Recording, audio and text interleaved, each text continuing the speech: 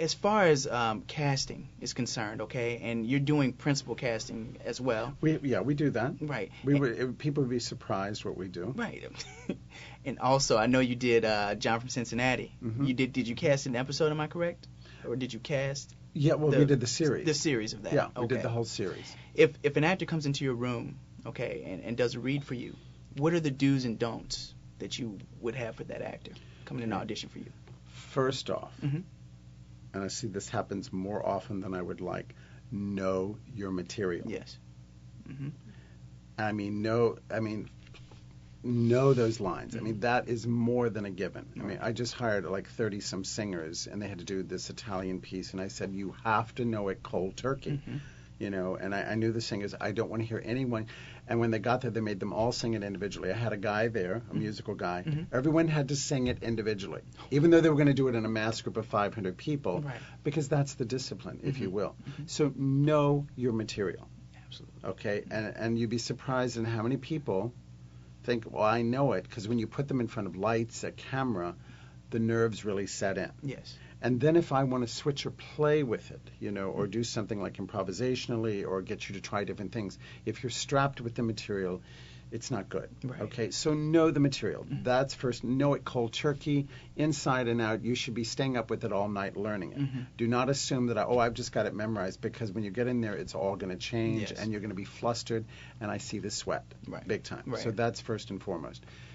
Be yourself. Hmm. Allow who you are as an individual, as a human being. Allow that to come through what you do. Mhm. Many times if someone is acting, which is what I don't want, because when you have a camera, you can see the soul of the individual, Right. the nuancing. Just allow that human element. Draw off of something subtextually that has a human element that's a part of you. Hmm. And many times if people don't have that, they're having tough. I will do a quick improvisation and I'll throw them into it, or I will create something improvisationally. It's a quick fix to get them into it, so they can lose themselves in terms of what they're doing. So be themselves, be natural, be real. Don't try to impress people, because the camera is going inside of you. It's very fragile. Right. Make sure your resume is simple. Hmm.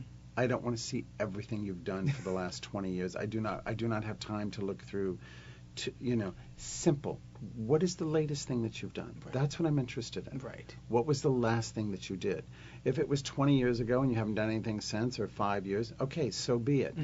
But be natural, be real, because I'm going to know. I can see the experience. Hmm. And people come in with all these credits, and people who have a lot of theater credits, Mhm. they come in and they don't understand the nuancing of the camera. Less is more. Bring it down. I need a violin Hmm.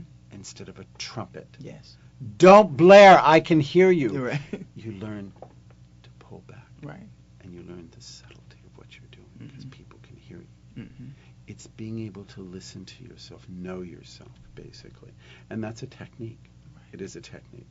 Some people do it, some people don't. Right. But you're not hitting the back wall. You're not hitting the balcony. So study. See yourself on tape. See how you project yourself. Is it too much? Is it whatever? But have a sense of what your volume is, who you are as a person, because on film you don't have to do that much. That's true. It's the subtlety of what it is. And these dials that to bring it, if you're on stage, you have to hit the back wall. Right. But on film, the camera is going right inside of you. And so you learn to understand what that subtlety is. Hmm. That's something that people should work on, especially if you've not done it. And you can always see the seasoned pro. You can see the real person who's quite amazing. They've been around a long time. They've done a lot of things, but they've also done a lot of work. Right. And they know that close-up is the money shot at the end of the day. Hmm. And they're not exhausted and they're not wasted. So experience is everything. So take these classes, take these workshops, just practice, look at it, study yourself. Right. Look at yourself in the mirror. Know who you are. Right. What makes you work? It's a self-study. Hmm. When you take classes, they don't add anything to you. They simply get you to open up, Right. if you will. Now, I can draw that parallel to an extra, where, okay, you're just walking in the background, but create a life. What is your motivation? What's going on through you? I have seen people pulled out of the background because something was going on. Mm-hmm. When I did a movie Far and Away, I had this actress run to my office, and I went, oh my gosh, something happened. Someone ran up to her. Someone made a comment. Because occasionally you hear something weird happen, and I have to remedy that. And she came and she says, I cannot believe what you did. And I said, Barbara, what is it? It wasn't Barbara Streisand. It was another Barbara. Oh, okay. And she said, I can, and I was just waiting for the real negative thing to come out, and how could I have done something like that? I had hired a man who was crippled. And when she got off of her horse, this is up in Montana, this man was struggling to walk up the hill. He was struggling. He had a limp. And it made her stop what she was doing because it was a human being. It was real. It was alive. She felt, she didn't know who this man was, but it was real. Right. And she said, it changed my whole motivation of what I was doing because I was drawn into the life of this person who was struggling to get up the hill, and I didn't even know who they were. Do you follow what I'm saying? I follow exactly what you're saying.